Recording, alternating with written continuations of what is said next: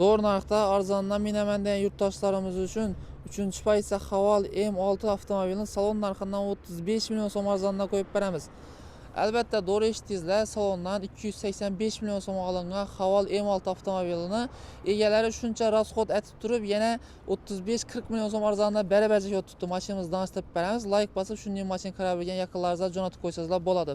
Mashinamiz 2025-yilda ishlab chiqarilgan oq rangda eng full pozitsiyasi, ya'ni 3-chi pozitsiyasi bo'ladi.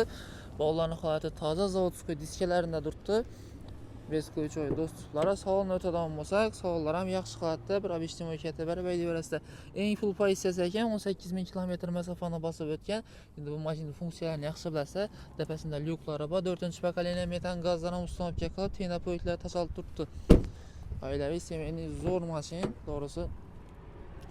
Ustunda egasi bilan gaplashib savdosini qilib olsangizlar bo'ladi. Mashinamizda metan gazda ustunovka qilingan, chiroyli qilib bonusini egalari chexollardan qo'shib beraman dedilar. Arka qismini görünüşü naq parter variantlari asosida ishlasak bo'ladi. Mashinamizning bahosini obunachilarimiz uchun 249 million 900 ming so'm aytib qo'yamiz. Ustunda yana xayr pul qaytib beramiz deb. Hammalaringizni avtoselda kutib qolamiz.